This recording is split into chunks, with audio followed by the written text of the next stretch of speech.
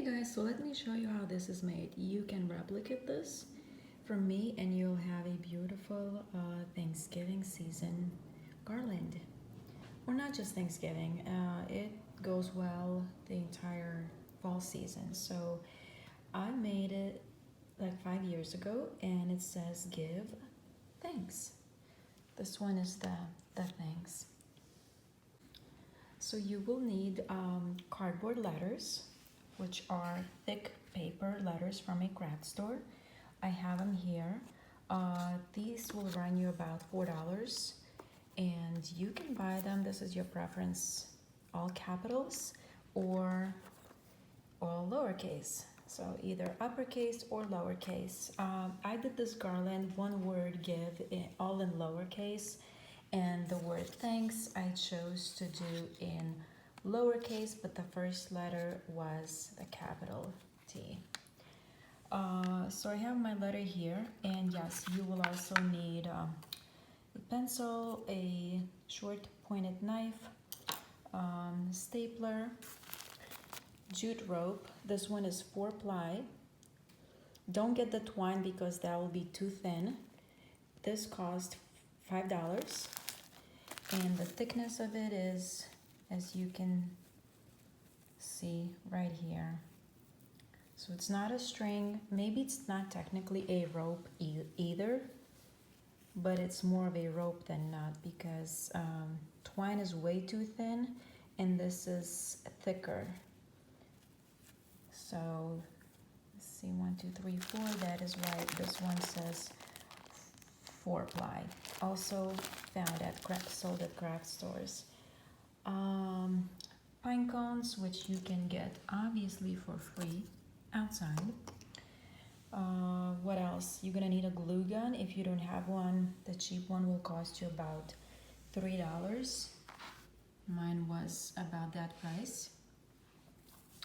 It's my glue stick here, and then you will need plastic lids like this one. That's how I made this garland, reusing plastic lids from an oatmeal canister. Since this garland is of 10 letters, give thanks, you will need 10 lids like this one. And then for the background, as you see here, I used a box of cereal. So I'll break this box apart to show you how to get started. So I have my circles cut out of the cereal box, and you would need 2 circles per letter. And why is that? It's because you know the back of the cereal box will have lettering, logos, pictures, and stuff like that.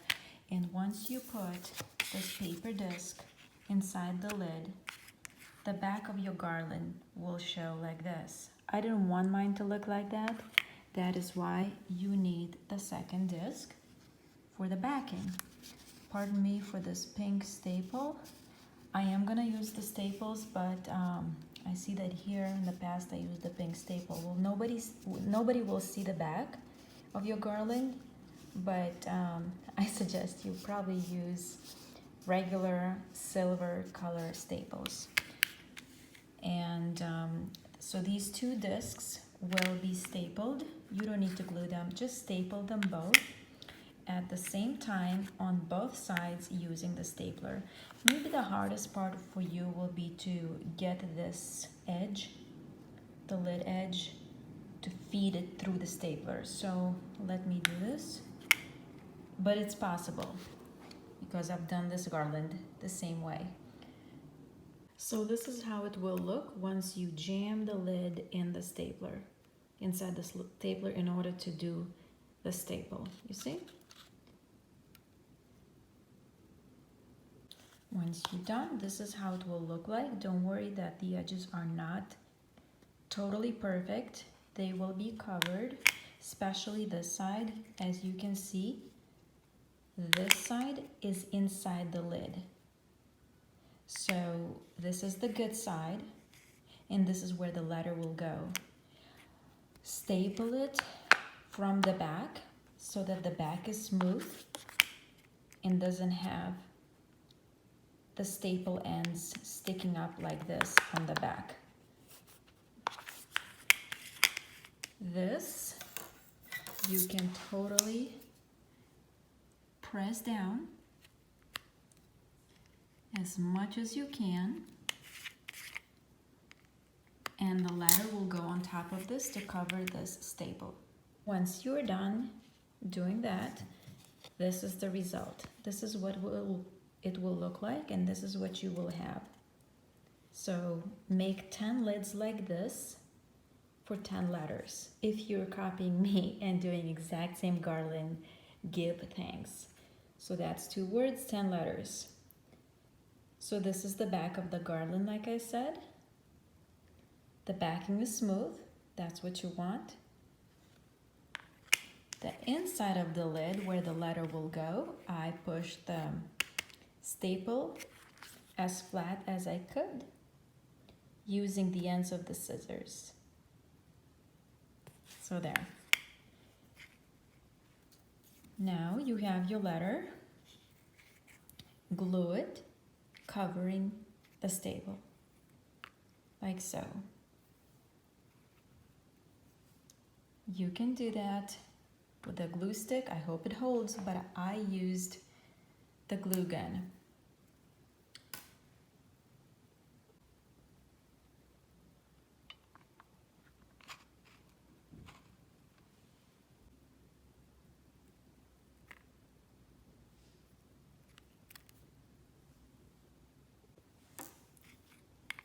So now to make a hole, because you will need the rope going this way in order to hang your garland, and this one is of 2 pieces because of the 2 words, you will need to make holes in each lid. Scissors won't quite do the job, so I've used a paring knife, a very sharp, short knife, so I would have better control versus using a longer knife. This gave me way more control. And obviously don't use the butter knife, you will not get any results. The purpose of this is to make a hole. I thought of using the hole puncher, but it didn't quite work because of this edge, obviously. I couldn't get this to work to get through the hole puncher. In that case, if you're able to do it, great. Your holes will be uniformed and all the same size. However, it doesn't matter how they will come out because the jute will cover all of it. So you won't be able to tell if there is a hole or not. Let me make a hole right there, and you'll need to do that above each letter in this part of the lid, right there. That was really fast. See, the hole is made. It doesn't matter that it's not perfect, like I said. And right here, see these numbers? It doesn't matter that they show. They're only showing now, and the rope will cover all of them, so you won't be able to see anything. For this step, cut a piece of rope, jute, to rim the edge of each lid, and glue it down. Now that that's done, all you need to do is thread the jute through the hole in order to make a knot, like this. So this is the end of it, and then you will string each lid for each letter individually and tie a knot to secure it so they don't slide, and more so that they don't twist and face a different direction versus being like straight. You want them straight. You don't want the lids at all the odd angles. So that is why the knot is very helpful, making knots right here on the top. Let me do that for this one. So here is my knot at the top of the lid above the letter. The glue has set. the jute is in place all around the perimeter of the lid. Repeat the same process for the rest of the 9 letters for this garland, and make sure to leave this longer so that this becomes your hanging end, like here. You see, when you have it longer, you can always trim the excess of it off, but when you have it longer, you can single knot it or double knot it, trim the excess off, and then, I have more. I'm just working with a random piece that I had, which is short. I don't need this letter at all, so I'm gonna discard it. I'm gonna save the letter, but after this tutorial, after this video, I'm gonna throw this out. So I didn't want to waste more of the jute, but you get the idea. Have this longer or as long as you want it for your wall, because I'm sure that you're gonna hang it on the wall, or it's gonna look fantastic on your fireplace mantle, maybe even above the door. Or you can have it as short as you want. Mine is not that long, at least not for the word give. For the word thanks, it's a bit longer because I wanted to do the pine cones. If you want the same look, go outside, grab 2 pine cones and attach them.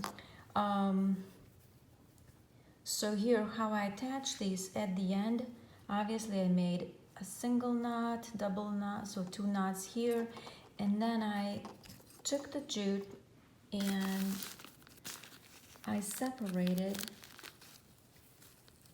the rope and pulled out like one of these, 1 ply, cut to the length I wanted.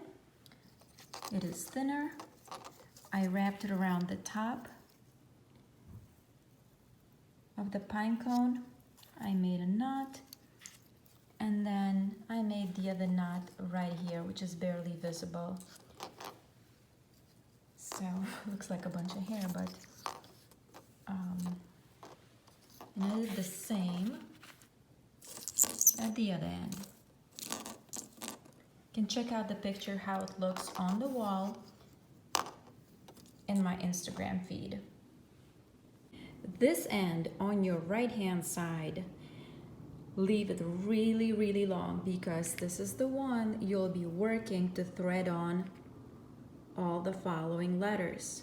Don't run out of this, so make sure you measure before you cut this off, so you could add all the lids up. And as you go, you make a knot above each so that they don't slide, like you see here.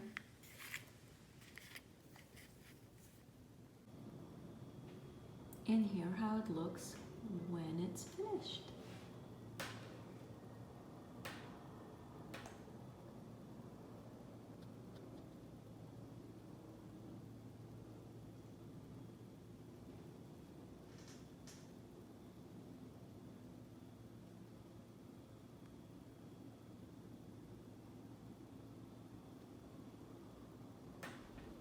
I hope you were inspired to make your own. Thank you so much for watching. See you next time.